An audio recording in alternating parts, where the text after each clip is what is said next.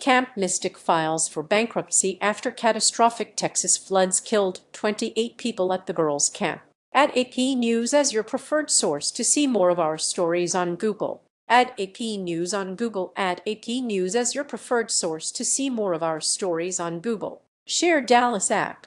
Camp Mystic filed for Chapter 11 bankruptcy reorganization on Wednesday, nearly a year after catastrophic floods killed 25 campers and 2 teenage counselors at the Christian camp for girls along the Guadalupe River in Texas. Camp Mystic has been under increasing pressure since the July 4 disaster. Owners had planned to reopen the Texas Hill Country Camp this summer for its 100th anniversary, but reversed course in April amid outrage from victims' families and lawmakers. Victims' families filed lawsuits accusing the camp of failing to protect the girls as the powerful floodwaters approached. Camp Mystic's owner, Richard Eastland, also died in the flood. The camp listed its debt at more than $10 million, according to the filing made in federal bankruptcy court in Houston. An attorney for Camp Mystic has not responded to an email and a phone message seeking comment. Bankruptcy will not stop all responsible parties from being held accountable,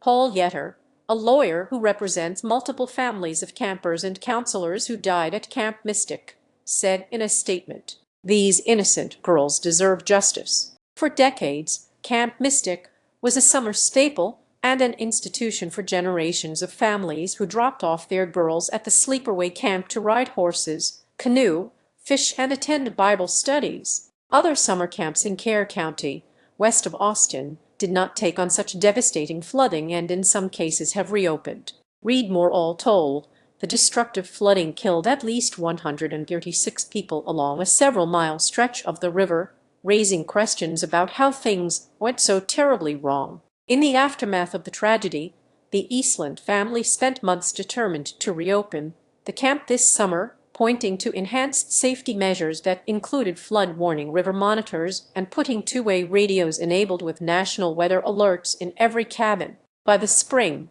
Camp Mystic's attorney said it was ready to reopen for business for nearly 900 campers. But assurances of safety did not convince victims' families and some Texas lawmakers. State regulators found nearly 24 deficiencies in the emergency operations plan submitted by the owners, including in proposals for flood warning evacuations and safety training. Sign up for Morning Wire.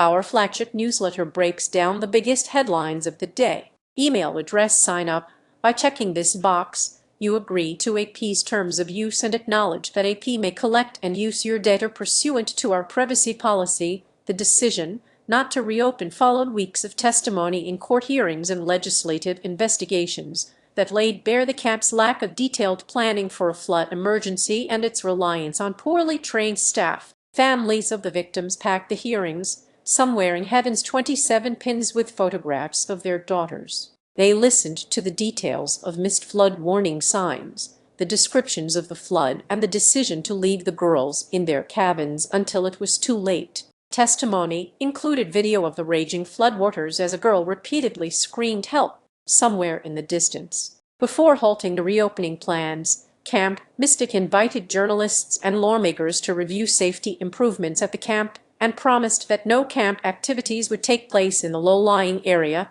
that was devastated by the flood. The Eastland family also stressed that hundreds of families wanted to return. McCormack contributed to this report from Concord, New Hampshire.